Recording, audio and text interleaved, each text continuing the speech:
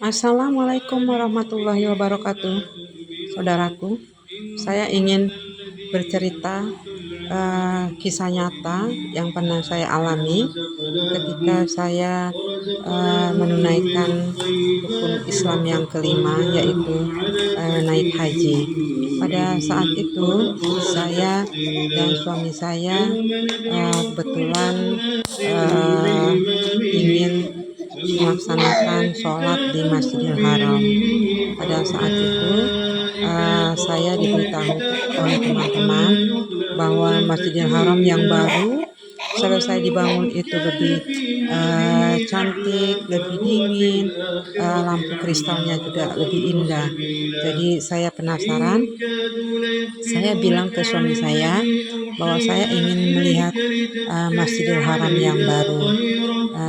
Pada saat itu suami saya tidak menyetujui karena saya biasanya masuk dari pintu Babul Salam, pintu Masjidil Haram yang lama, karena itu tidak wajib, kata suami saya begitu. Tapi saya bersikeras untuk melihat Masjidil Haram yang baru karena belum tentu kami akan berangkat lagi ke Tanah Suci untuk melihat Masjidil Haram yang baru.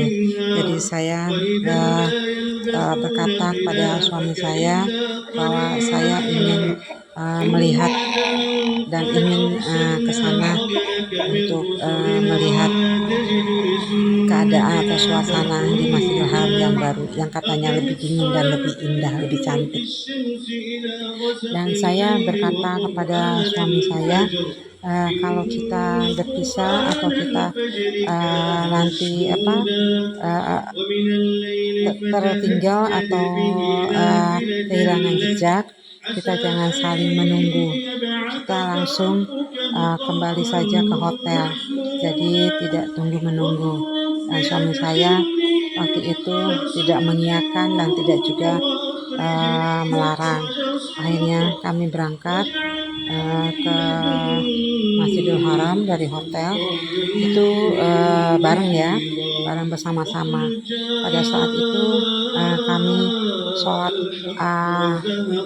sholat lohor di sana. Kami naik ke lantai 2. Ini benar-benar kisah nyata loh. Ini percaya atau tidak percaya, tapi ini memang nyata dan tidak masuk di logika, tidak masuk akal kalau kata bahasa kita ya. Pada saat itu saya dan suami itu sholat di lantai 2, itu tidak jauh, hanya berpisah satu skat ya, satu skat. Jadi yang untuk laki-laki, yang perempuan untuk perempuan.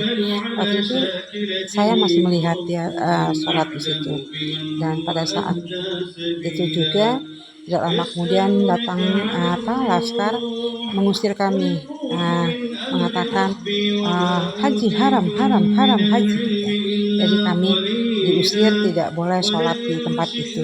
Kami tidak jauh dari situ, dan suami saya masih terlihat. Tapi tidak lama kemudian suami saya juga diusir oleh laskar. Saya bilang, nanti kalau kita sudah selesai sholat kita ketemu di sini lagi ya gitu. Tapi karena kejadian itu kami kehilangan jejak sampai sholat selesai. Setelah sholat selesai, saya mencari suami saya tapi tidak ketemu, dan saya ingat perkataan saya, kalau kita terpisah kita harus kembali segera ke hotel. Nah, saya berjalan dari pintu Babul Salam 16 kalau nggak salah itu ya, tapi masih belasan itu ya.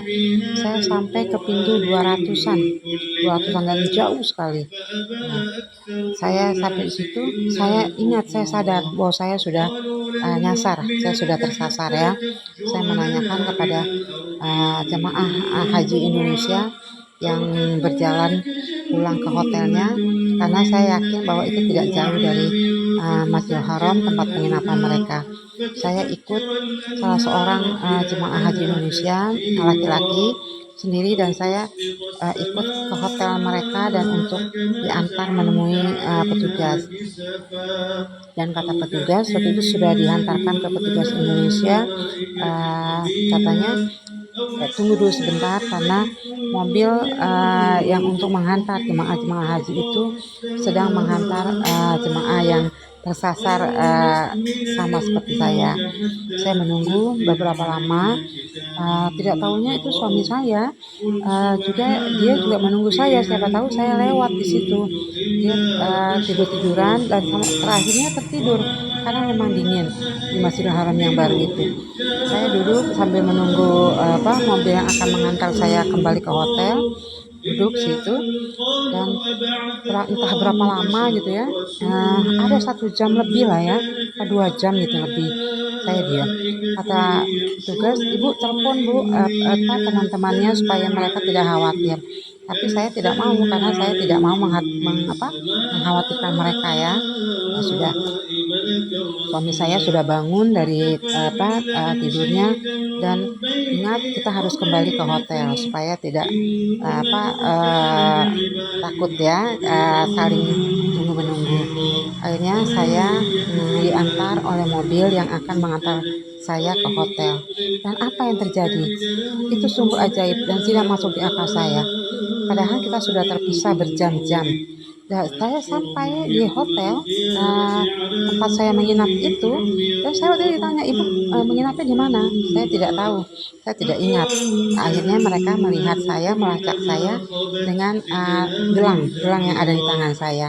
Akhirnya ditemukan hotel tempat saya menginap, dan saya diantar ke hotel tersebut dengan mobil ya. Ada satu lagi teman saya juga mau ke hotel yang sama. Akhirnya sampailah saya di hotel itu.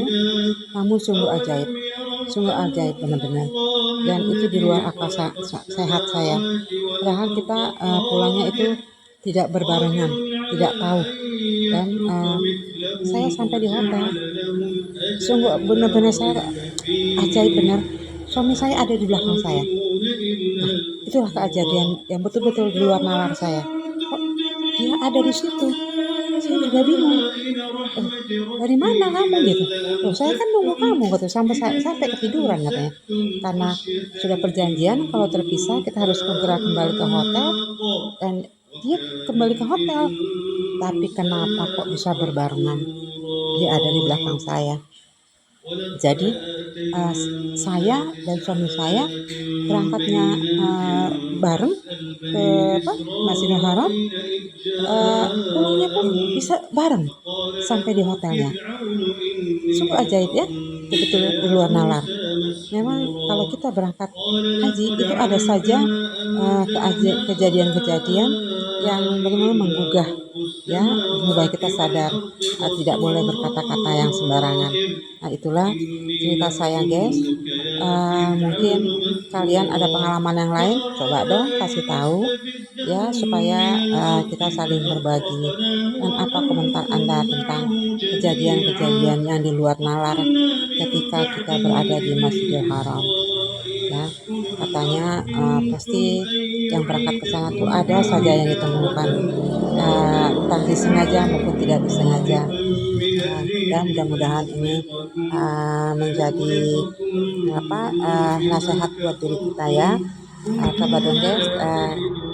Coba dong guys kasih komentar tentang cerita nyata ini.